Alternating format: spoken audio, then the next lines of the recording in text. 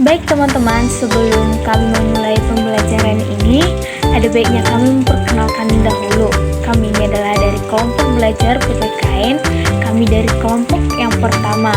Adapun anggota-anggotanya yaitu Abid Sipekar, Desra Simatupang, ada juga Hafiz Sidebang, ada Rizal Semarmata, Juwita Limbung, Martina Sitanggang, dan Lupianta Siburian. Sekian dari perkenalan singkat kami. Baik, selanjutnya kita akan membahas mengenai materi perkembangan iptek di Indonesia di bidang ideologi dan sistem force di Indonesia. Nah, pasti teman-teman bertanya mengapa iptek itu terjadi dan muncul. Nah, di sini saya akan menjelaskan yang menjadi latar belakang terbentuknya iptek. Jadi seiring dengan perkembangan zaman dan berkembangnya pola pikir manusia untuk terus bereksperimen dan menciptakan inovasi-inovasi baru untuk membentuk aktivitas kehidupan manusia. Hasil pola pikir manusia yang sangat populer saat ini adalah iptek. Saat ini berkembangnya ilmu pengetahuan dan teknologi sudah menjadi elemen penting bagi seluruh lapisan masyarakat dalam bersosialisasi dan berinteraksi. Salah satunya ialah berkembangnya teknologi informasi. Seperti inilah contoh dari teknologi ataupun iptek yang sudah berkembang di dunia. Selanjutnya kita akan mendengarkan penjelasan dari teman kami yaitu mengenai pengertian dari iptek. Pengertian iptek. Iptek adalah singkatan dari ilmu pengetahuan dan teknologi.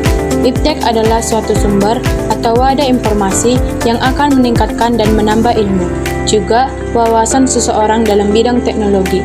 Iptek juga merupakan ilmu yang mempelajari perkembangan teknologi berdasarkan ilmu pengetahuan. Manfaat iptek. Yang pertama, mempermudah komunikasi. Dengan adanya iptek, kita lebih mudah berkomunikasi dengan orang lain. Komunikasi dapat terjadi apabila ada kesamaan antara penyampaian pesan dan orang yang menerima pesan. Yang kedua, waktu yang digunakan lebih efisien. Waktu yang efisien yaitu kemampuan untuk menyelesaikan tugas atau mencapai tujuan dalam waktu sesingkat-singkatnya, sambil tetap mempertahankan tingkat kualitas yang memadai. Yang ketiga, mempermudah pekerjaan manusia. Dengan adanya teknologi, dapat mempermudah pekerjaan manusia. Teknologi merupakan suatu terobosan baru untuk menciptakan produk berupa barang atau jasa yang dapat menjadikan pekerjaan manusia lebih mudah. Yang keempat, dapat membantu manusia dalam meningkatkan dan memanfaatkan sumber energi baru yang berguna untuk kelangsungan hidup manusia. Yang kelima, sumber daya alam yang ada di bumi lebih mudah dikelola dengan optimal dan berkualitas. Nah, itulah teman-teman pengertian dari iptek. Baik teman-teman, selanjutnya saya akan menjelaskan mengenai dampak iptek di bidang ideologi. Adapun dampak iptek di bidang ideologi ini terbagi menjadi dua, yaitu dampak positif dan dampak negatif. Dampak positif yaitu yang pertama, pembentukan pemikiran dan wawasan ideologi. Jadi pembentukan pemikiran dan wawasan ideologi ini yaitu suatu proses pembentukan keyakinan dan pandangan hidup yang dipegang oleh seseorang ataupun masyarakat. Dan yang kedua yaitu pembangunan kritis dan analitis, yang dimana iptek juga mendorong pendekatan untuk memecahkan masalah dan mengambil keputusan yang bermakna. Yang ketiga yaitu komunikasi ideologis. Komunikasi ideologis ini adalah suatu seperangkat keyakinan dan nilai yang dianut oleh sekelompok orang, seperti komunikasi antara pemerintah dan rakyat, dan juga seperti komunikasi antar lembaga negara. Adapun yang keempat yaitu inovasi pendidikan, yang dimana penggunaan teknologi dalam pendidikan dapat membawa inovasi dalam penyampaian ideologi, platform pembelajaran online, sumber daya digital, dan metode pembelajaran interaktif memudahkan seseorang untuk mendapatkan pemahaman tentang ideologi. Baik, yang kelima yaitu pengembangan ideologi berbasis kebutuhan. Iptek juga dapat membantu mengembangkan ideologi yang lebih responsif terhadap kebutuhan. Berbagai penemuan dan inovasi dapat memberikan solusi bagi tantangan sosial, ekonomi, dan politik, dan membentuk ideologi negara yang lebih sesuai dengan tuntutan zaman. Selain memberikan dampak positif positif, iptek juga memberikan dampak negatif. Seperti yang pertama, kebebasan yang tidak terbatas. Banyak negara yang menggunakan ideologi liberal, kebebasan individual yang dijunjung tinggi oleh pemerintah. Ketika informasi ini masuk ke Indonesia, masyarakat Indonesia juga ingin menuntut hak individunya. Dan yang kedua yaitu hidup yang mengancam nilai Pancasila. Masyarakat Indonesia menggunakan nilai-nilai Pancasila untuk mengatur perilaku kehidupan masyarakat. Sebab nilai-nilai luhur di dalam masyarakat tetap berperilaku akan sesuai norma dan hukum yang berlaku. Yang ketiga yaitu lunturnya tentang pemahaman ideologi Pancasila. Nilai-nilai Pancasila tidak lagi diterapkan dalam kehidupan sehari-hari dan masyarakat. Hal ini akan menyebabkan perpecahan. Yang keempat yaitu munculnya radikalisme. Munculnya paham atau aliran yang menginginkan perubahan sosial dalam politik secara drastis dengan cara kekerasan atau sikap ekstrim. Contohnya seperti demonstrasi yang menyebabkan kerusakan lingkungan. Dan yang terakhir yaitu mudahnya ideologi asing masuk ke Indonesia. Ideologi asing yang mudah masuk ke Indonesia dapat mengancam keamanan dan stabilitas negara serta merusak persatuan dan kesatuan bangsa. Nah, itulah dia yang menjadi dampak positif dan dampak negatif dari perkembangan ilmu pengetahuan dan teknologi. Berikut ini ada pun yang menjadi solusi mengatasi dampak negatif perkembangan iptek. Yang pertama yaitu menerima perkembangan iptek dengan dibarengi rasa cinta dan kesadaran tentang ideologi Pancasila. Yang kedua, memiliter kembali budaya-budaya yang harus diterima dan tidak diterima berdasarkan Pancasila.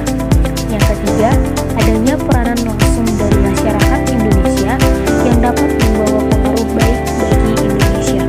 Selanjutnya kita akan membahas mengenai sistem pers di Indonesia dari masa ke masa dan akan dijelaskan oleh teman kami. Perkembangan pers pada masa Orde Lama. Pengertian Orde Lama. Orde Lama adalah istilah yang merujuk pada masa pemerintahan Soekarno di Indonesia yang berlangsung dari tahun 1945 hingga 1966. Istilah ini baru muncul pada masa pemerintahan Soeharto yang disebut juga Orde Baru. Perkembangan pers di Indonesia dibagi menjadi tiga. Yang pertama yaitu masa revolusi fisik. Masa revolusi fisik terjadi pada tahun 1945 hingga 1945.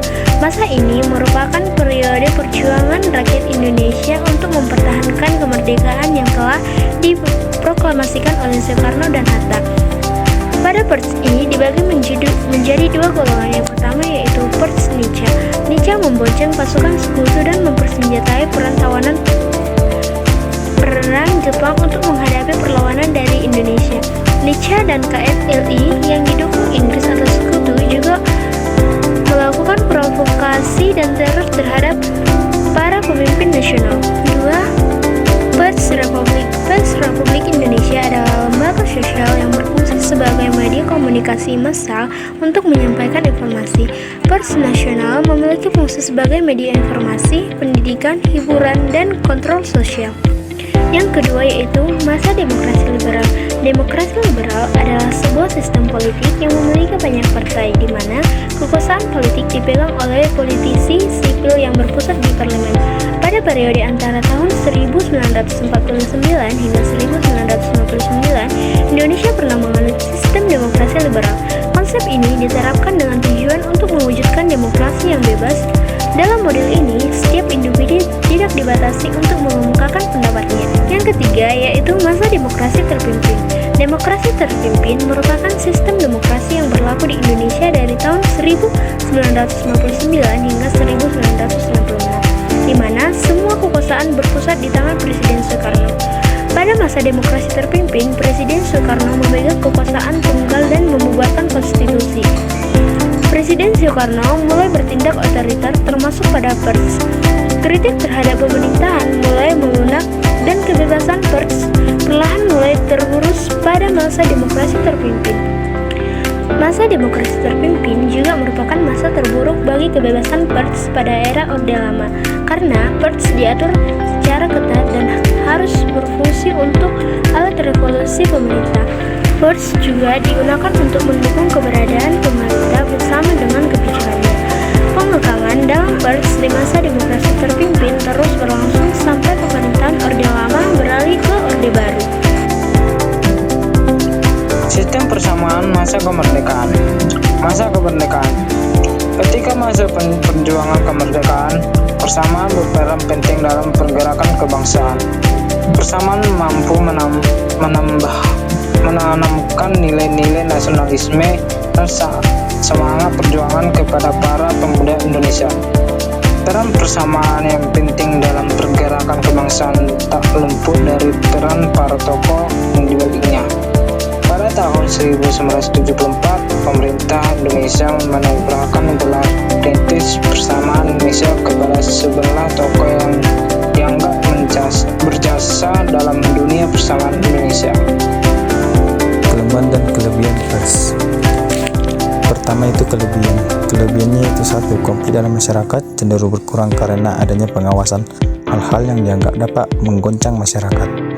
2. Membentuk penyeragaman atau integrasi dan konsensus yang diharapkan. 3. Lebih menghargai kebebasan individu. 4. Negara lebih berkembang. 5. Masyarakat lebih bebas menyampaikan aspirasi. Selanjutnya, kelemahan pers. 1. Adanya penekanan terhadap keinginan untuk bebas mengungkapkan pendapat atau pandangan. 2. Mudah terjadi penderetan penerbitan media yang cenderung menghancurkan suasana kerja dan lapangan penghasil yang telah mapan. 3. Tertutupnya kesempatan untuk berkreasi. 4. Timbul sikap anarkis karena kebebasan. 5. Kestabilan dan keamanan dalam masyarakat semakin berkurang. 6. Masyarakat lebih berani untuk melawan atau memberontak. Hanya itu saja yang bisa saya sampaikan. Terima kasih.